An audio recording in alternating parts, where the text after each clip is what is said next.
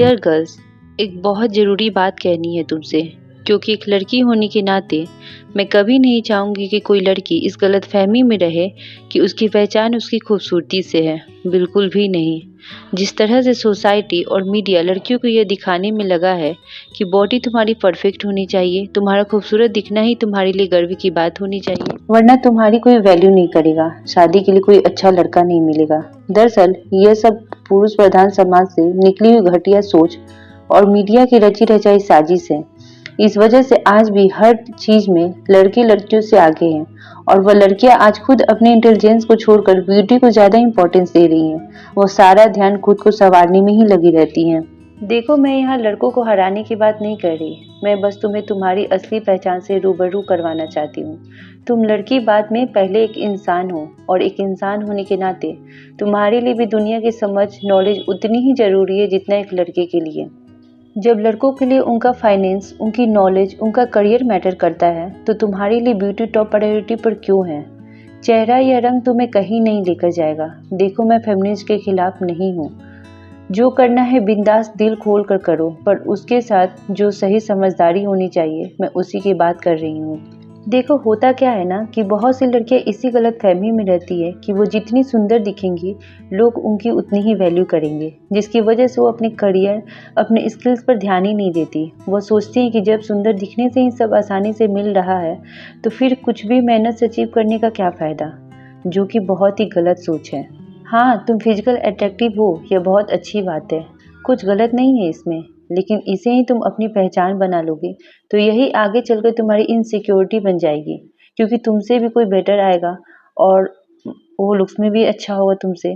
पर जब तुम अपने कैरेक्टर, अपनी वैल्यूज पर काम कर रही होगी, तब तुम्हें अपने में बेस्ट दिखोगी। इसलिए काया निखारने से ज्यादा अपने दिमाग को तेज धार दो, ताकि खुद से डिसीजन ले सको, इंडिपेंडेंट रहो, खुद का ख्याल रख पाओ। क्योंकि जब बात लाइफ में कुछ अचीव करने की आएगी या प्रॉब्लम फेस करने की होगी, तो वहाँ तुम्हारी खूबसूरती नहीं, नॉलेज काम आएगी। इसका मतलब ये बिल्कुल भी नहीं कि तुम बदसूरत दिखो। नो माई ब्यूटी लेडीज, कपड़ों से लेकर मेकअप तक जैसे भी तुम कंफर्टेबल हो वैसे रहो, पर कुछ भी इसलिए मत करो कि तुम औरों की नज़र में अच्छी दिख सको, बल्कि खुद को खुश करने के लिए सब कुछ करो। मैं जानती हूँ कि हर लड़की को यही लगता है कि वो अपने लिए ही सब कुछ कर रही है, जो कि सच नहीं है, बल्कि वो खुद को मर्दों की नज़र से देख रही होती है कि वो अच्छी दिख रही है या नहीं।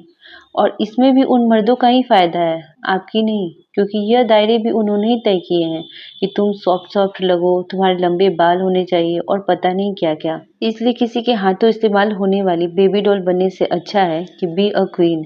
तुम किसी के लिए नहीं बनी हो, ना ही जब कोई लड़का साथ होगा तो ही तुम्हारा वजूद होगा। तुम खुद में ही काफी हो। इसलिए जो भी कुछ भी करो, खुद से पूछ जरूर लेना कि यह सब तुम अपनी खुशी, अपने बेहतर होने के लिए कर रही हो या बस दुनिया को दिखाने के लिए कर रही हो।